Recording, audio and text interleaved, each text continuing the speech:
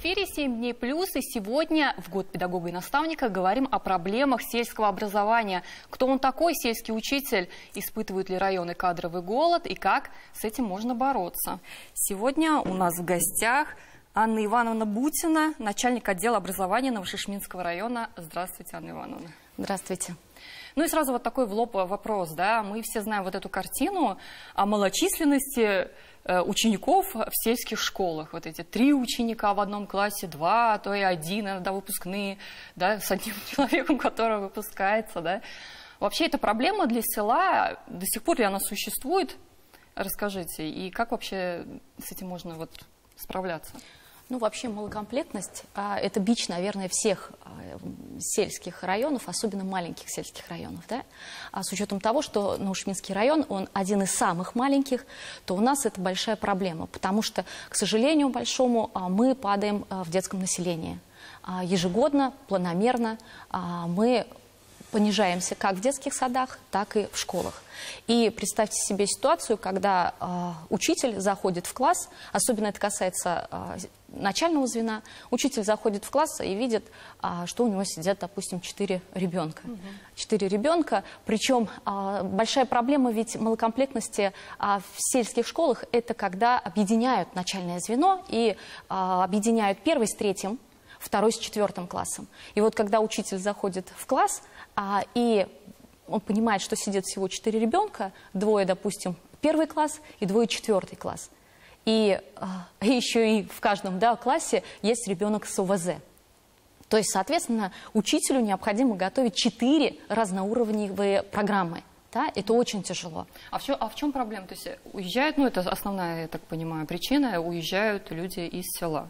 Почему так мало детей? Совершенно верно. Ну, ищут более выгодные, более рентабельные условия для проживания. Наверное, больше возможностей, да, в городской местности, особенно для молодых семей. Причем по рождаемости мы в хорошей зоне, наш район, именно по рождаемости. А вот по проживающим и непосредственно посещающим образовательные учреждения детям мы, к сожалению, падаем. А вот некого учить, но есть ли кому учить? По поводу учителей, которые приезжают ли, остаются ли в деревнях, да, работают ли, по поводу кадрового голода, который испытывают, кстати, не только в районах, да, в деревнях, испытывают и города крупные, но в селах это такая особенная проблема. Это большая проблема. На самом деле и в этом году мы столкнулись с такой, ну, скажем, наверное, я даже не побоюсь этого слова, такой ямой, потому что такая острая необходимость в педагогах возникла, наверное, ну, может быть, не первый раз, но при мне на моем веку вот так вот остро впервые. Потому что когда мы по многим предметам, мы столкнулись с этой проблемой, что по многим предметам у нас просто нет учителей. Да? То есть некоторые, конечно же, к счастью, находятся в декретном отпуске, да, но ребенок еще маленький. То есть вообще ни одного учителя не по предмету нет? Если имеются учителя, то у них большая нагрузка. И они физически не смогут, например, приехать в другую школу, особенно это вот в отдаленных от райцентра школах, да, приехать, потому что, ну, в силу того, что у них большая нагрузка, да, то есть у них по 6-7 уроков в день, соответственно, когда они смогут приехать? Как им составить программу? Один учитель на несколько школ, что ли? Безусловно, у нас есть такая практика, когда у нас один учитель, и он может работать на 3 школы. То есть в одной школе, в своей родной, он основной педагог, а уже в 2 других он совместитель. И вот под него подстраивается программа, я имею в виду рабочее расписание в родной школе и в остальных. То есть все под этого педагога. Почему я сказала, остро столкнулись? Потому что ситуация такая, что многие наши педагоги, они, находясь в трудоспособном возрасте, но находясь на выслуге, мы понимаем, что выслуга – это не по старости уход педагога, да, а находясь на выслуге, и то ли они выгорают, то ли они, я не знаю, какие причины, их, наверное, большое количество, но вот буквально за неделю перед 1 сентября мне звонит директор школы и говорит, что Анна Ивановна, у нас критическая ситуация. Учитель математики не выйдет 1 сентября на работу. Учителю 50 с небольшим. Учитель математики – это основной, да, мы понимаем, что у него 9 класс, у него 11, и ему необходимо готовить этих деток, да, к выпускным экзаменам.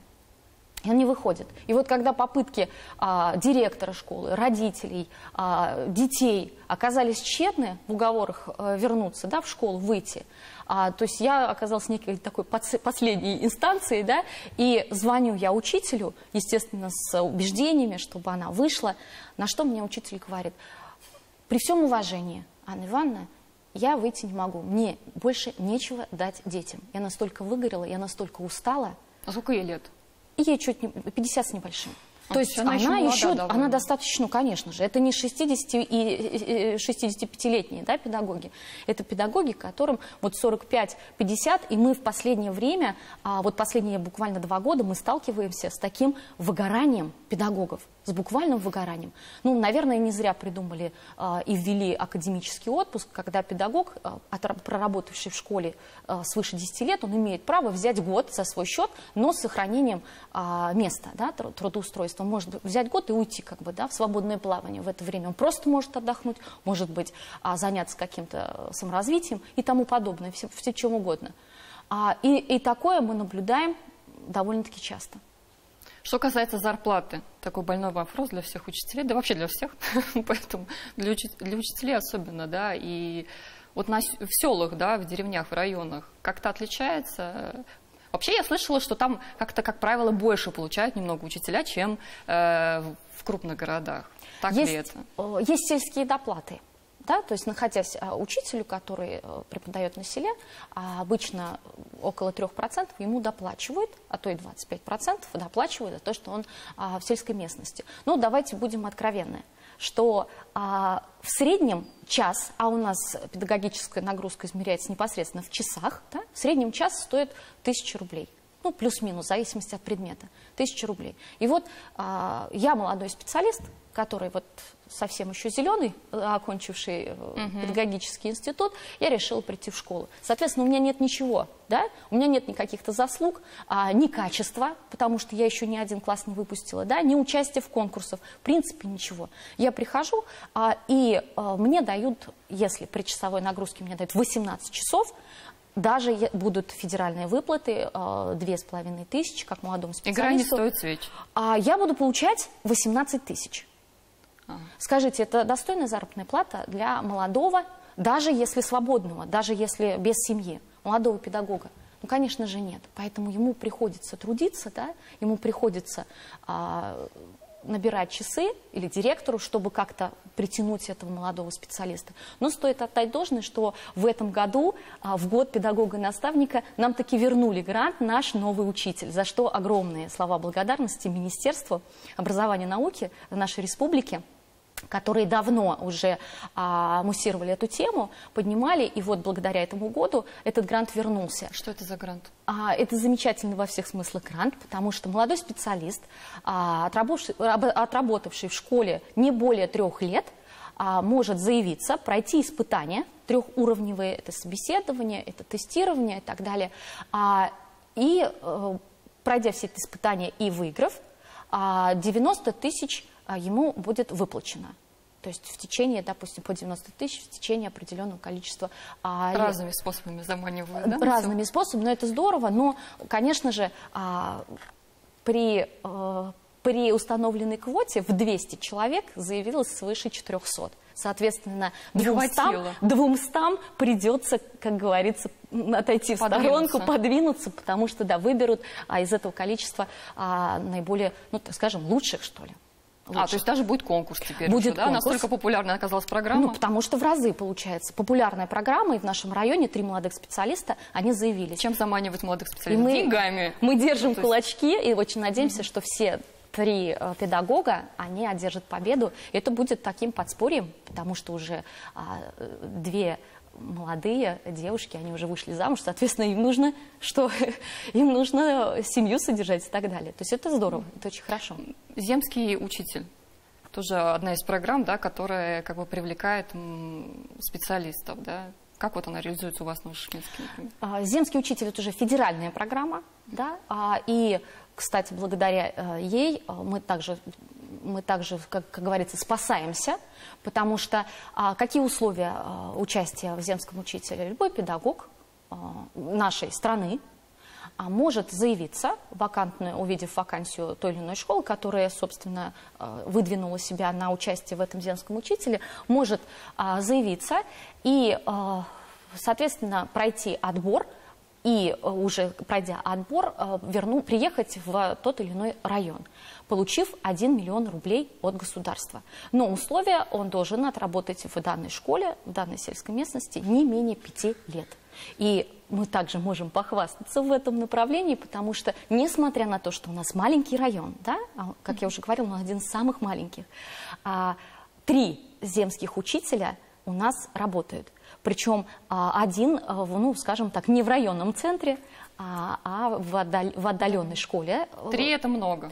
Это достаточно, это очень хорошо. На самом деле, это хороший показатель, потому что бывает такое, что даже в маленькие города, а маленькие города численностью менее 50 тысяч человек тоже могут заявиться, да, то есть тоже могут участвовать.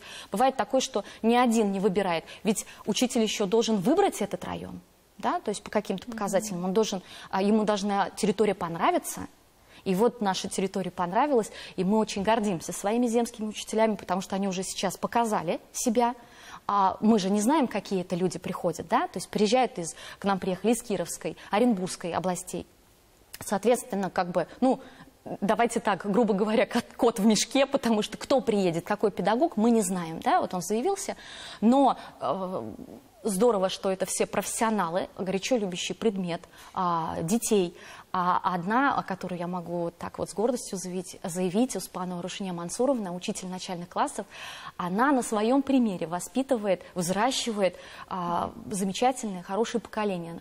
Например, ее сын, старший сын, он работал у нас тренером спортивной школы, учителем физической культуры, совместителем в 2 школах.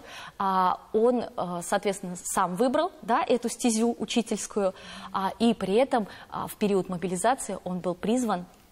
Это офицер, который сейчас принимает участие в специальной военной операции. И вот буквально недавно он приезжал в краткосрочный отпуск, пришел в свою родную школу, это очень умиляет на самом деле, и попросил директора провести 7 уроков физической культуры. Конечно же, бесплатно, да? То есть я проведу, вот пока я здесь, пока я в отпуске, да, пока я в отпуске, разрешите мне приезжать и проводить уроки. Лишний раз испытываешь гордость за то, что есть такие педагоги, такие учителя. Слушайте, но это все равно не покрывает, я так понимаю, тот же земский учитель, грант, ту нехватку кадров, которая существует. Вот, допустим, выпускники педвузов. Я вот недавно, когда была приемная кампания, выяснила тут с удивлением для себя, что на педагогов огромный спрос, ну, я имею в виду конкурс в вузах, то есть идет очень большое количество людей, это прям, ну, там, я уже не помню, сколько человек, ну, какое-то неимоверное количество человек на место в КФУ, да. Где все эти люди? То есть они выходят педагогами. Вот. Куда они все деваются? Вот приходит кто-то к вам или нет? У нас же не только есть КФУ, да, есть не только в Казани педагогическое образование. Хороший вопрос, но, к сожалению, не ко мне, потому что я сама их ищу. Вы, может быть, какую-то аналитику проводили, все эти выпускники, да? Безусловно, конечно. Мы ежегодно мониторим всех наших выпускников, непосредственно наших. А вообще, по статистике из нашего района выпускники 11 и 9 классов от 7 до 10 человек ежегодно поступают в педагогические вузы и колледжи. Представьте себе, это достаточно хороший, да, объем, скажем так, с учетом того, что у нас не так много выпускников. В прошлом году, например, их было всего 50 11 класса. Но по каким-то причинам, ну, по каким, конечно же, они в большой степени известны, потому что я стараюсь лично обзванивать всех тех выпускниц, в основном это выпускницы, которые заканчивают по времени, да, педагогический вуз. В этом году я позвонила своих, я их учила еще, некогда, будучи еще учителем, убеждая их вернуться, все-таки здесь родные корни, да, малая родина. С учетом того, что мы предоставляем меры поддержки, то есть муниципалитет с этого года принял решение выплачивать молодому специалисту, окончившему высшее учебное заведение, это воспитатель и учитель, 50 тысяч единовременно в течение 3 лет. С учетом того, что мы предоставляем еще и бесплатное жилище, да, то есть квартиру. Тебе только остается оплачивать коммунальные услуги. Да? То есть также организуемый подвоз. То есть все такие условия и хорошую часовую нагрузку. Но, к сожалению, девочки отказываются. Что касается распределения, которое всегда было, какое сейчас распределение, как оно проходит? Распределение проходит на уровне вузов, и оно, я так понимаю, остается на уровне вузов. То есть студенты распределяются, вернее, выпускники уже, да, высших учебных заведений, они распределяются, но до районов они не доезжают. И, конечно же, это крик, я, наверное, не постыжусь, выражусь, это крик не только моей души, это всех коллег, которые сталкиваются с проблемой кадрового обеспечения школ и садов. Конечно, было замечательное время советское, когда студент, выпускник, обязательно он знал, что он поедет в село. Это такая была, как сказать, незыблемая, да, практика, и воленс-ноленс, но ты поедешь туда.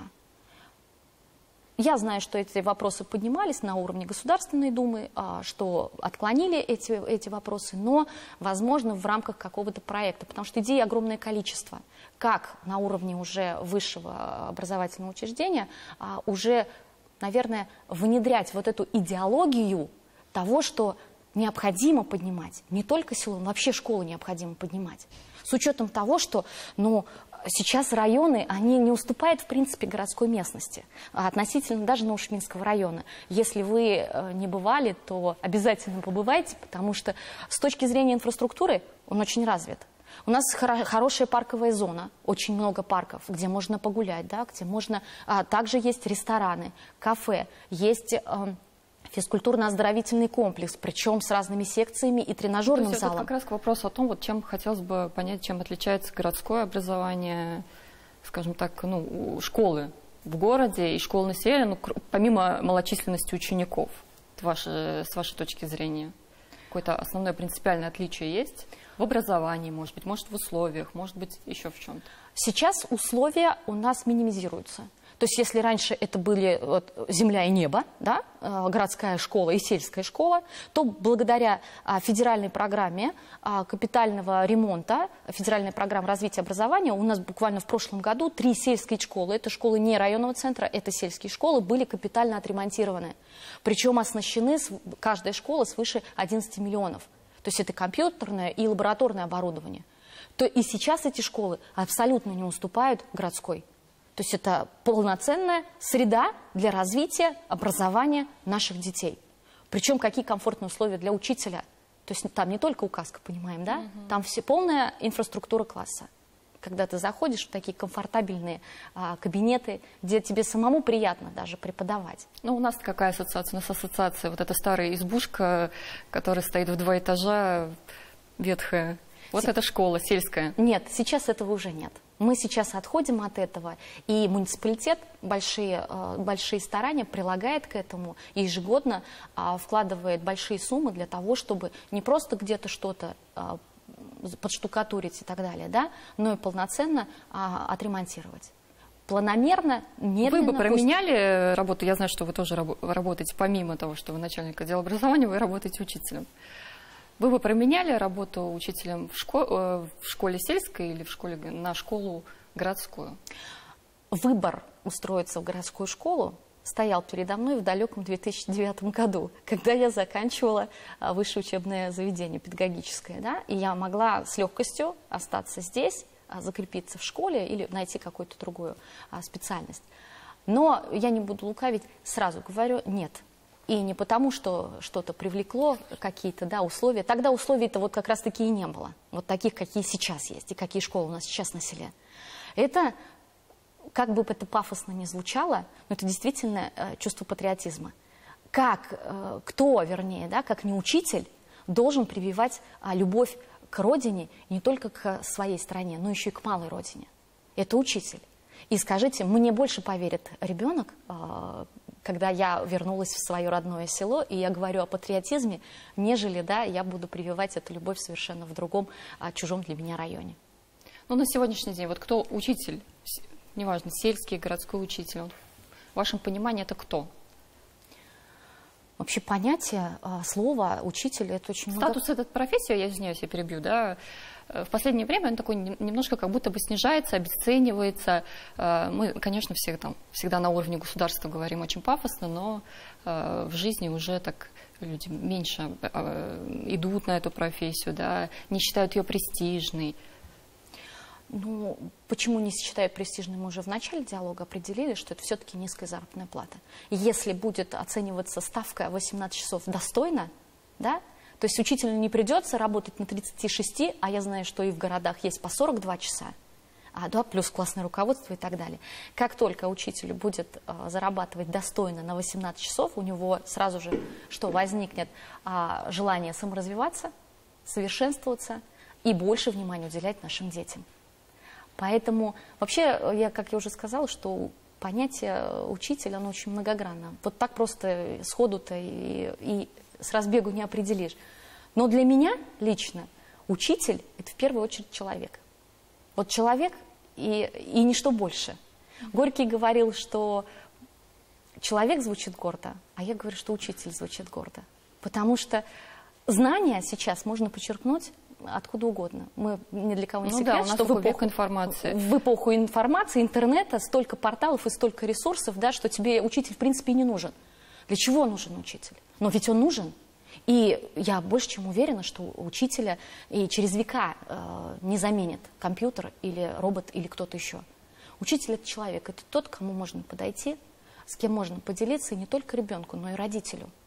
Кому можно доверить самое сокровенное. И он не вынесет это в массы. И он выслушает тебя и даст совет. Ну, то есть это наставник. Это наставник. Это наставник, потому что он, и это в хорошем смысле слова, да, это не наставляет, какие-то нравоучения дает, ни в коем случае, да, но он так вот, с точки зрения психологии, с учетом того, что учителя знают психологию, особенно возрастную, да, детскую психологию, они знают, на какие точки, опять в хорошем смысле слова, надавить, чтобы ребенок выбрал правильный путь. Учитель, я так понимаю, это совокупность, можно сказать, нескольких профессий, да, он несет ответственность у него несколько функций. Вот перечислите, кто он еще, помимо того, что он учит детей, кто он еще? Учитель, он же родитель, потому что сейчас, если это классный руководитель, то мы понимаем, да, у меня у самой сын ученик, и я понимаю, что мой ребенок находится большее время, он в школе находится. И вот кто за ним там приглядывает? Конечно же, учитель. Это родитель. Это же сестра-брат, особенно если это молодой педагог, потому что он так по-сестрински, да, или по-братски, если это мужчина, может подсказать и так далее. Учитель – это соратник, учитель – это друг, учитель психолог. Это психолог, безусловно. Это психолог, это же и наставник. Учитель же и врач, потому что сейчас, да? Мне кажется, в селе учитель все. Он и подметает, и убирает. Если уж брать даже просто какие-то профессии. Там. Есть хорошая пословица: он и швец, и женец, и на дуде и грец. Это все наш учитель. И, наверное, это одна из таких причин, по которой страшатся молодые приходить в учителя. Они же знают, какой фронт работы у учителя, да? И мы же все прекрасно понимаем, что даже за пределами школы, если с ребенком что-то происходит, да, что-то такое плохое, то в первую очередь кого обвиняют? Школу и учителя. Учитель не доглядел, учитель не довел, учитель плохую профилактику провел, да, и так далее. То есть вот, к сожалению, это вот такое бывает, что, к сожалению, все остальные субъекты профилактики, да, те же, в первую очередь, родители, они забывают о том, что это их первозначная задача – воспитывать, приглядывать и нести ответственность за жизнь ребенка, да.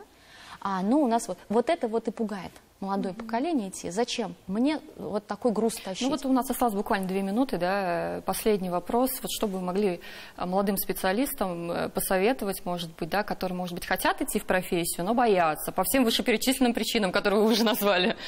Вот, и, может быть, какое-то наставление в год педагога-наставника от вас нашим родителям, нашим учителям и ученикам.